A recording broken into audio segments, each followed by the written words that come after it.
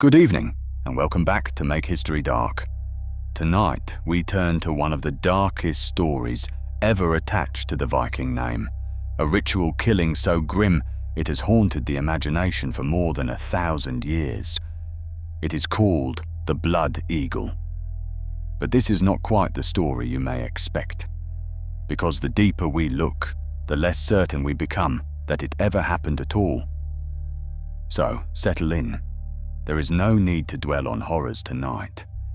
This is a quieter kind of dark, the slow unraveling of a legend, and the strange way a single line of old poetry can grow across the centuries into something monstrous. First, the legend itself. The Blood Eagle is described in the Old Norse stories as an execution of terrible cruelty, a killing in which the ribs were cut from the spine and drawn outward, so that they were said to spread from the victim's back like the wings of an eagle. It is a grotesque image, and it is, above all, an image, which will matter a great deal before we are done. The most famous telling comes from the age of the great Viking invasions of England. The legend runs like this. The Norse hero Ragnar Lothbrok, it was said, had been captured by a Northumbrian king named Ella and cast into a pit of serpents to die. And when Ragnar's sons came at last to avenge him, one of them, Ivar the Boneless, is said to have carved the blood eagle upon that king's back. It is a tale of vengeance and blood, and it has been told and retold in the old sagas, in books and on screens in our own time. It has become one of the defining images of the Vikings as a savage and merciless people. There is only one difficulty. We have very good reason to doubt that any of it is true. Nor was King Ella the only supposed victim. In the sagas of the Orkney Earls, another blood eagle is said to have been carved upon the son of a Norwegian king in yet another story of vengeance. The tale attaches itself to more than one name, in more than one place, and that is itself a clue. For legends, unlike true events, have a way of drifting from one hero to another as they travel down the years.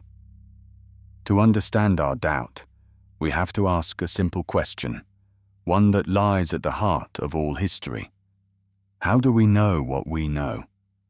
Where do these stories actually come from?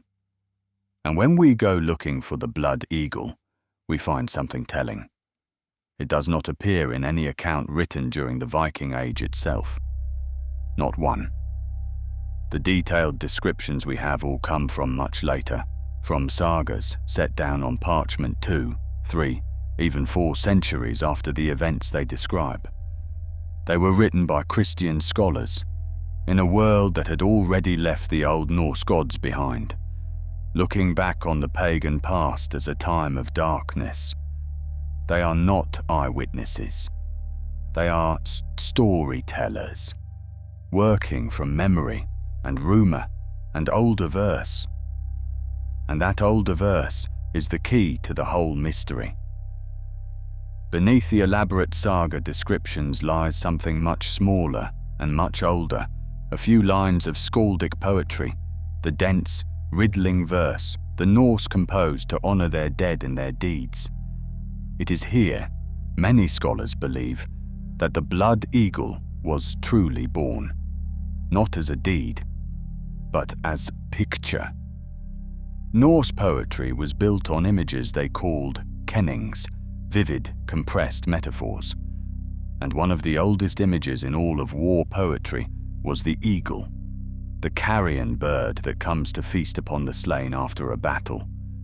To say that a victor fed the eagle, or that the eagle scored the backs of his fallen enemies, was simply a poet's way of saying that men had been killed and left for the scavenging birds. It was a metaphor for slaughter, nothing more. And skaldic verse was no simple thing to read. It was among the most intricate poetry ever composed in Europe, its words twisted out of order, its meanings buried in layered metaphor, so dense that even in the Norse world it took long training to master. By the time these verses were being copied by later hands, much of that art had faded. A line that once was clear had become a riddle, and riddles invite the imagination to fill the dark. Here is where a modern historian, Roberta Frank, made a compelling argument. Imagine that image, an eagle marking the backs of the slain, passed down the generations, its original meaning slowly forgotten. A later writer, no longer steeped in the old poetic craft, reads the line quite literally, an eagle upon the back, and begins to wonder what terrible thing could have been done to make it so. And so, across the centuries, a metaphor hardens into a method. Each retelling adds a little more. The eagle becomes a shape carved into flesh. The shape acquires a technique. The technique acquires a ritual purpose, a moment of vengeance, a named victim, and a named killer.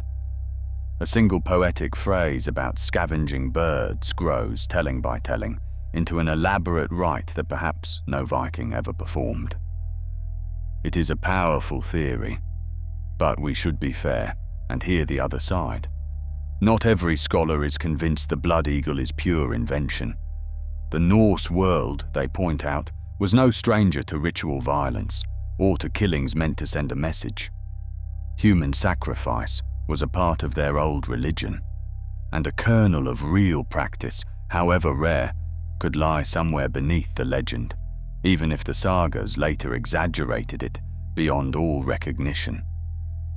We should remember, too, what these later writers wanted from the past.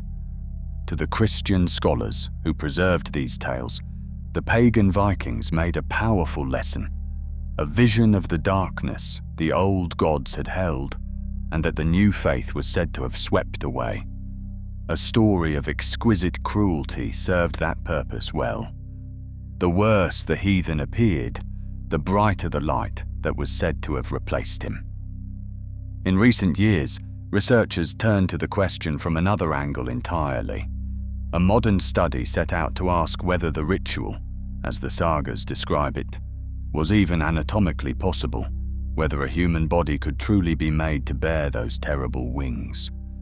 Their careful conclusion was that, in a grim and technical sense, it could be done. But they were quick to add the crucial point. That something is possible tells us only that it is possible. It does not tell us that it happened. A thing can be done, and still never have been done.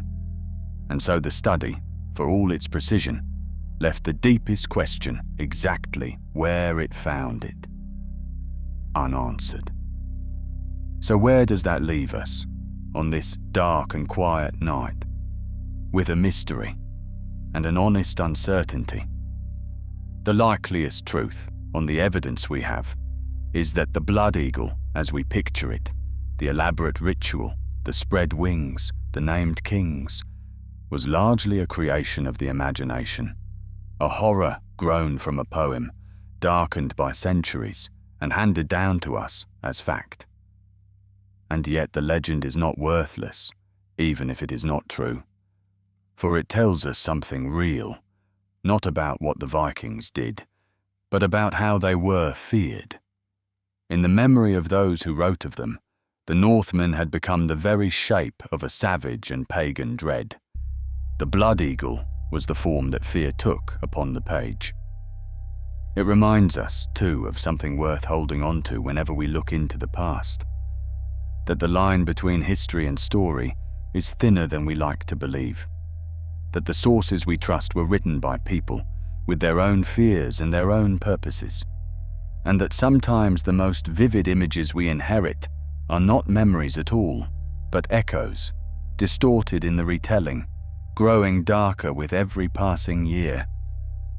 The blood eagle, then, may be a ghost, a thing that lives only in words, and in the shadows those words cast. Whether any Viking ever truly performed it, we will likely never know. But the story endures, as the darkest stories always do, and perhaps that endurance is its own kind of truth. that is where we will leave it tonight. Rest now, and let the fire burn low. In the nights to come, we will return to firmer ground, to the great army of the Northmen and the storm they brought at last to the shores of England. Until then, sleep well. Make history dark, and good night.